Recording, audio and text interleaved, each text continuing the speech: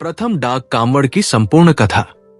क्या आपने कभी सोचा है कि लाखों लोग हर साल कांवड़ उठाकर क्यों नंगे पांव निकल पड़ते हैं? क्या खास बात है डाक कांवड़ में जो इसे शिव भक्ति का सबसे तीव्र रूप माना जाता है? और आखिर प्रथम डाक कांवड़ की शुरुआत कब और कैसे हुई, आज हम जानेंगे। प्रथम डाक कांवड़ की रहस्यमयी कथा, उसका इतिहास, उसका उद्देश्य और आज की आस्था में उसका स्थान। हर हर महादेव। सनातन धर्म में एक महत्वपूर्ण कथा है समुद्र मंथन की। जब देवताओं और असुरों ने मिलकर अमृत पाने के लिए क्षीर सागर का मंथन किया तो सबसे पहले निकला हलाहल नामक भीषण विष। ये विष इतना घातक था कि संपूर्ण ब्रह्मांड इसके प्रभाव से भस्म हो सकता था। ना कोई देव, ना कोई असुर, कोई भी इसे संभालने की क्षमता नहीं रखता था। तब सभी ने एक स्वर में पुकारा महादेव को। कैलाश पर ध्यानमग्न भगवान शिव ने जब यह सुना तो उन्होंने संपूर्ण सृष्टि की रक्षा के लिए वो विष स्वेच्छा से पी लिया।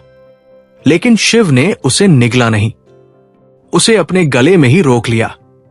तभी से शिव कहलाए नीलकंठ महादेव। विष के प्रभाव से शिव का शरीर अत्यंत गर्म हो गया। उस ताप को शांत करने के लिए देवताओं ने उन्हें गंगा जल अर्पित किया।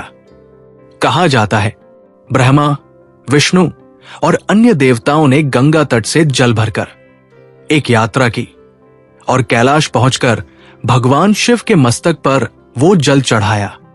ये था शिव को शीतलता देने का पहला प्रयास।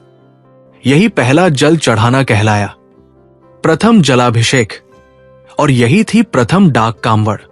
ये परंपरा केवल जल चढ़ाने की नहीं थी, ये थी कर्म और समर्पण की।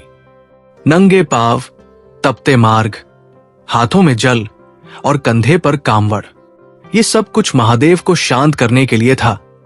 डाक कांवड़ का अर्थ होता है तेज गति से, बिना रुके, बिना थके, बिना कांवड़ को जमीन पर रखे गंगाजल शिवलिंग तक पहुंचाना। आज के समय में डाक कांवड़िए दिन रात चलते हैं।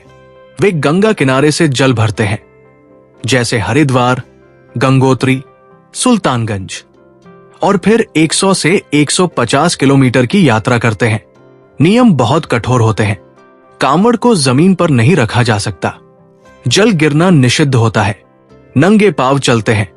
किसी भी प्रकार की मांसाहार, व्यसन और बुराई से दूर रहते हैं। मौन, व्रत या मंत्रोच्चारण के साथ यात्रा की जाती है। ये केवल धार्मिक नियम नहीं, ये आत्मा अनुशासन और संयम का अभ्यास भी है। हर साल श्रावण मास की शुरुआत होते ही करोड़ों शिव भक्त अपने क्षेत्र के पवित्र घाटों से गंगा जल भरते हैं। और जो सबसे पहले जल लेकर निकलता है, जो सबसे तेज, सबसे शुद्ध यात्रा करता है, वो कहलाता है प्रथम डाक कांवड़िया। प्रथम डाक कांवड़ का महत्व इतना है कि शिवलिंग पर सबसे पहला जल वही चढ़ाता है। कई मंदिरों में तो इस कांवड़ को चढ़ाने के लिए विशेष विधि, घंटनाद और मंत्रोच्चारण किया जाता है। इसे भगवान शिव का पहला जल अर्पण माना जाता है और इसे चढ़ाने वाला भक्त बहुत पुण्य का भागी बनता है। ये कोई आसान यात्रा नहीं है।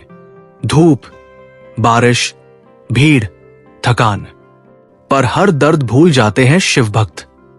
रास्ते में कांवड़ सेवा शिविर होते हैं, जहां लोग बिना शुल्क भोजन, जल, आराम और सेवा देते हैं।